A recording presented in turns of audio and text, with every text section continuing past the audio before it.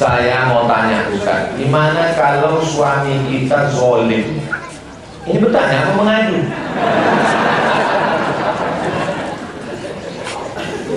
Suatu ketika saya ditunjuk untuk jadi imam sholat fardu. Setelah saya salam pertama, wudhu saya batal. Salam pertama? Mana ada salam dua kali? Oh iya, salam pertama maksudnya salam ke kanan. Assalamualaikum warahmatullahi.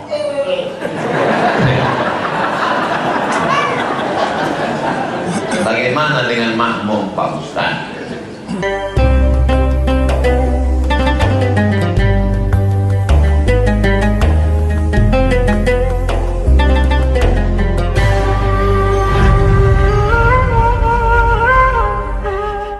Apakah boleh panitia zakat fitrah yang dibentuk oleh pengurus masjid mencampur adukkan zakat fitrah itu? Zakat ini campur jadi satu beras tadi, kemudian dibagikan menurut asnaf yang ada di lingkungan itu. Nama sholawat lil fuqara wal masakin wal amilin 'alaiha wal mu'allafati qulubuhum wa fir riqab wal gharimin fi sabilillah wa ibnis sabil. Ada 88 asnaf atau 7 asnaf atau 5 asnaf dibagikan orang masjid Al-Fatihah ini kepada yang asnaf ada di lingkungan. Boleh atau tak boleh? Jawabannya sudah saya tulis di blog saya. Blognya namanya Somat Moroco. Moroco itu Maroko bahasa kuliah. Tulis dalam mencarinya SO, nanti share di Instagram, di FB, di Twitter supaya nanti pengurus masjid tahu boleh atau tak boleh membagi per asnaf ke asnaf-asnaf. SOMADMOROCCO tak pakai spasi sambung, setelah itu spasi baru zakat. Nanti dapat tulisan. Sudah dapat? Share dulu. Judulnya zakat fitrah apakah untuk fakir miskin saja? Karena ada orang yang ceramah zakat fitrah hanya fakir miskin saja, tak boleh bagi ke yang lain. Ini dia jawabannya. Al-mabahasul khamis, pembahasan yang kelima, masrafuha, kemana zakat fitrah dibagikan. Auman ya'khudhuha, siapa yang boleh mengambil zakat fitrah. Ittafaqal fuqaha, sepakat ulama ahli fikih ala anna masraf zakat al-fitri, bahwa zakat fitrah dibagikan wa masarifuz zakatil mafruḍah, sama dengan zakat wajib yang lain. Di anna shadaqatul fitri zakatun, karena zakat fitrah itu adalah zakat juga. Karena masrafu sa'ir zakawat, maka yang menerimanya juga sama macam zakat lain, zakat mal, zakat rikas, zakat emas, zakat perak, zakat pendapatan. Walakin nahas shadaqatun fatadkhulu fi umumi qaulihi ta'ala, maka dia masuk dalam dalil yang bersifat umum surat At-Taubah ayat 60. Inna shadaqatu lil fuqara wal masakin wal 'amilin 'alaiha wal mu'allafati qulubuhum wa fil riqab wal gharimin wa fi sabilillah wa fi sabil wa la yajuzu daf'uha ila man la yajuzu daf'u zakatil mali ilaih. Tidak boleh diberikan kepada orang yang tak masuk dalam asnaf zakat mal. Jadi pertanyaan ini sudah saya jawab. Tahun berapa saya tulis ini? Rabu 25 Agustus 2010, 13 tahun yang lalu. Berarti yang bertanya belum lahir. 13 tahun yang lalu sudah saya jawab. Tak hilang tulisannya. Saya anjurkan adik-adik buat blog. Blog ini kalau kita tulis tak hilang-hilang, gratis. Kalau FB bisa hilang, Instagram bisa hilang. Contohnya Instagram aku. Tapi muncul baru. Instagram Ustaz itu banyak kali di Instagram dan tulis aku sama Ustaz yang mana yang asli, yang follow-nya 7 juta itu. Maksudnya yang belum follow. Jangan ditentang birunya. Nyebut biru ini nggak tahu apa amat. Apakah panitia tersebut boleh menerima pembagian zakat fitrah tersebut? Kalau dia masuk tukang kutip, tukang kumpul, tukang hitung, tukang bagi, maka masuk dia dalam di SK-kan sebagai amil, maka bagi ikut dia dapat dalam 1/8. Tapi kalau dia tak mau menerima, sebenarnya ini jatah saya, tapi beras masih banyak lagi di rumah. Kalau saya tak mau ngambil beras, jadi bapak betul-betul tak mau ngambil, saya mau diberikan aja. Sama itu Pak. Kalau bisa yang begini, yang mampu-mampu tak usahlah ambil, masih banyak lagi fakir miskin. Tapi kalau dia mengambil, itu memang jatah dia. Ambil itu halal. Jadi saya dapatlah Pak Ustaz, kata ibu-ibu ambil. Ambil Bu, ambil. Selama ini yang sering dituntut adalah anak durhaka. Bisakah seorang tua dikatakan durhaka bila sangat keterlaluan kepada anaknya? Ini nampaknya anak ini membalas ayahnya. Datanglah seorang bapak membawa anaknya, mengajukan anaknya kepada Amirul Mukminin Khalifah Umar bin Khattab. Umar, tolong hukum anakku ini durhaka. Umar bin Khattabnya orangnya bijaksana. Ditanyanya anak ini, kenapa kau durhaka? Kata anak ini, kami anak ini punya hak atau tidak ke ayah kami? Kata Umar, iya. Apa hak kami? Hak kau anak ada 3. Yang pertama, dicarikan emak yang baik-baik. Yang kedua, dikasih nama yang baik. Yang ketiga, kasih makan yang baik. Kata si anak ini, aku 3 itu tak dapat. Emakku perempuan tak baik, namaku pun tak baik, dan aku dikasih makan tak baik. Kata Umar kepada si bapak, laqad aqaqtahu qabla an yaqqa alayk. Kau lebih dulu durhaka ke anakmu sebelum anak kau didurhaka kepada kamu. Kesimpulan dari ceritanya, adakah orang tua durhaka? Maka kalian yang belum berbini, waktu mau nikah sama perempuan tuh bilang, adinda, sudikah engkau menjadi ibu bagi anak-anak? Begitu cara mintanya. Bukan untuk mendampingi kan, karena mendampingi itu banyak tim maksudnya, tapi untuk mendidik sebagai ibu untuk anak-anak ini. Karena kalau ibunya baik, insya Allah anaknya baik. Tapi kalau ulah emaknya suster ngesot, nyejin, nyiblorong, sundel bolong, dijamin anaknya kuntilanak. Anaknya pula kuntilanak. Oh iya lah, kuntilanak, kalau kan jual anak. Kalau mak kuntil mama.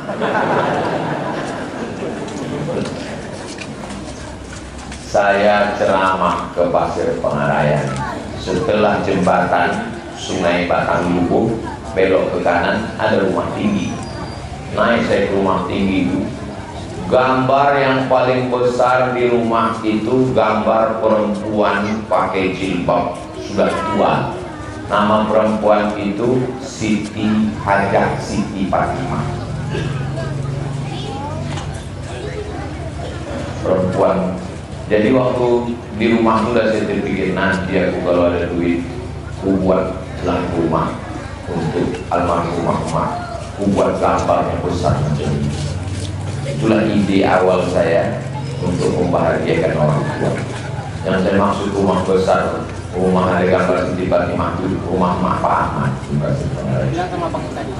Insya Allah kalau mak kalian baik, dididiknya jadi baik, anaknya pun insya Allah baik. Ibu-ibu kalau mau umat ini jadi baik, ibu jadi orang baik. Alhamdulillah di belakang itu banyak perempuan-perempuan yang baik. Tidak hanya sekedar menjaga rambutnya, menjaga kakinya, yang nampak cuma biji matanya gitu. Menjaga harga diri. Jangan ejek perempuan yang pakai cadar. Dulu asik mengejek radikal. Ciri perempuan yang radikal pakai cadar. Datang COVID, laki-laki bercadar dia tahu. Lalu tahu dan mengejek cadar. Jangan ejek cadar. Yang bercadar jangan ejek, yang bertudung jangan ejek, bercadar. Karena kalau kalian sering mengejek, yang tertawa, yang tak bercelana. Dia berjilbab bagus, dia bercadar bagus, jilbabnya kurang panjang, jangan diceramahi, belikan jilbab panjang. Kalau tengok jilbab orang bagus, cuma ini itu anak TK. Nah, ibu kasih jilbab yang bagus. Ini ukurannya jilbab kebesaran, apa ini XL. Itu caranya. Saya mau tanya Ustaz, gimana kalau suami kita zolim? Ini bertanya apa mengadu? Dan kita tetap hormat dengan dia. Tapi kalau saya tak tahan lagi, kita pergi keluar dengan kakak adik untuk menghilangkan galau. Saya diadu oleh anak, tapi anak-anak ini yang udah ke bapaknya sudah anak marah dan terus mulai menjawab kata-katanya yang sudah bosan dan suami saya itu bosan mana bersambung belakang. Jadi saya kasih tahu baik-baik ya. Hubungan laki-laki dengan perempuan itu bukan seperti hubungan tuan dengan budak hamba sahaya. Karena perempuan itu diciptakan dari tulang rusuk, bukan dari tulang belakang untuk menjadi tulang punggung. Perempuan tidak diciptakan dari tulang kepala untuk dijunjung. Perempuan tak diciptakan dari tulang kaki untuk diinjak-injak. Tapi perempuan diciptakan dari tulang rusuk. Dia menjaga jantung laki-laki. Hunna libasul lakum, perempuan itu menjadi pakaian yang menjaga laki-laki. Wa antum libasul lahun, dan kamu laki-laki menjaga perempuan sebagaimana pakaian menjaga. Saya berani tausiah ini kan karena berpakaian. Coba lo tak berpakaian, urus kayu saja. Hakikat martabat kita ini dijaga oleh perempuan. Jadi kalau sampai laki-laki zolim, aniaya, memukul, tak mengasih belanja, maka laki-laki di Indonesia sudah diikat dengan sirat taklik. Masih ingat bunyi sirat taklik? Kalau saya menganiaya istri saya, baik fisik, zahir ataupun batin, meninggalkan selama 6 bulan 2 tahun berturut-turut, tidak memberikan nafkah zahir batin biaya, maka dia pergi ke pengadilan, maka hakim menjatuhkan talak 1, maka jatuhlah ke pada. Itu dibuat dalam kompilasi hukum Islam Indonesia untuk menjaga laki-laki apa perempuan? Menjaga perempuan. Perempuan jangan mau dibodoh-bodohi. Kau udah nikah sama aku, surga kau di bawah tapak kaki aku. Dia tak jelas, mabuk. Jam 12 malam perempuan itu menelpon. Assalamualaikum, salah sambung. Ada apa nih Bu? Saya sedang tahajud di kamar pakai sajadah. Terus di ruang tamu suami saya bawa WTS Pak Ustaz. Kenapa tak kau halau dia, kau lemparkan periuk belakang situ? Kata Ustaz saya, surga saya di bawah tapak kaki dia. Ustaz kau itu setan gitu. Mana ada Islam mengajarkan macam itu? La ta'ata li makhluqin fi maksiatil khaliq. Tidak ada ketaatan kepada makhluk kalau menyebabkan maksiat kepada Allah. Adik-adik saya, anak-anakku yang perempuan, kalau kalian dianiaya laki-laki, kalian punya 6 wali tempat mengaji. Ayah, atuk, abang, adik, abang ayah, adik ayah. Syukur-syukur 6-6-nya datang, 3 tentara, 3 polisi. Cocok. Panggil lagi kau yang kurang ajar di sini. Kalau semua mengeluarkan pistol di situ. Apa mau kau? Dulu dia datang ke rumah kalian kan dipinang ya, kalian baik-baik kan? Baik dia datang kan? Laki kalian baik-baik datang ya Pak. Saya tidak hanya sekedar ingin bertetangga, tapi hubungan lebih dekat dari itu. Terus bapak pun manggil kalian, nah tolong kau buatkan teh manis biar nampak kau pun keluarlah dari situ. Kalau direkamkan pakai backsound dan slow motion, apa bisa jadi injak-injaknya kamu? Perempuan itu punya harkat, martabat, kehormatan dalam Islam. Setiap disebut laki-laki ada perempuan. Al-mu'minuna wal mu'minat ba'duhum awliya'u ba'd. Man amila salihan min dzakarin aw unsa wa huwa mu'minun falanuhyiyannahu hayatan thayyibah. Man ala salasa banatin, sampai membesarkan 3 anak perempuan, fa adabahunna, didik dengan baik, wa zawwajahunna, nikahkan dengan orang baik-baik, wa ahsana ilaihinna, buat baik sampai mati, falahul jannah, surgalah baginya. Perempuan, bukan anak laki-laki kata Nabi. Jadi jangan mau diinjak-injak harkat diri kehormatan mengaji. Tapi kami kan nggak boleh ada intervensi orang lain. Ini ajaran Islam, karena kau dianggapnya lemah, maka mesti memanggil wali ini.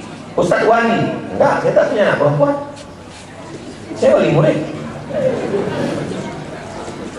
Pada kondisi harus memilih mana yang lebih diutamakan, melaksanakan qadha sholat atau melaksanakan sholat rawatib yang 12 rakaat.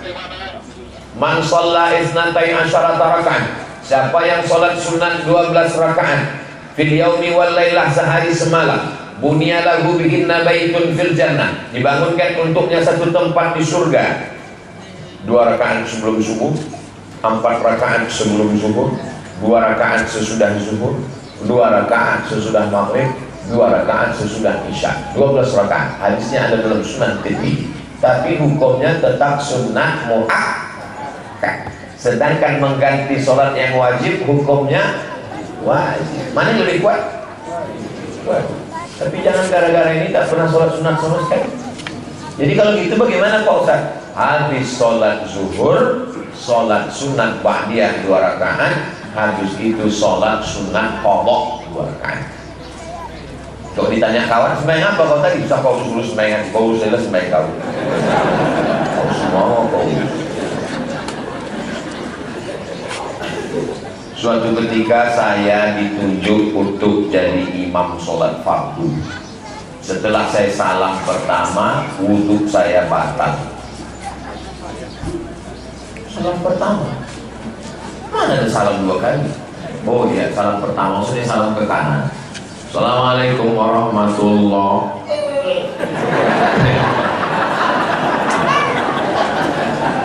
Bagaimana dengan makmum Pak Ustaz? Maka kalau udah salam pertama, sholat itu sudah keluar. Aqwalun, ucapan, wa af'alun, perbuatan, mufattatahatun bitakbir, dibuka takbiratul ihram, wa muhtatamatun bitaslim, ditutup dengan salam, maksudnya salam pertama.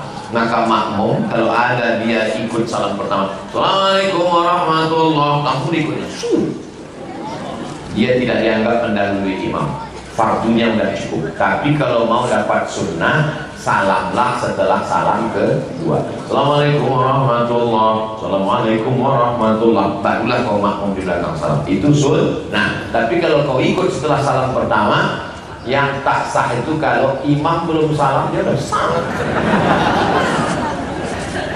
Kau kenapa ini? Kau tadi tengok ruku lebih dulu, tidak lebih dulu, sujud salam lebih dulu.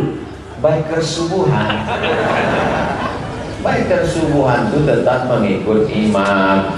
Ju'ilal imamu liyutamma bihi, imam itu diangkat untuk diikuti, bukan untuk disalib. Jelas?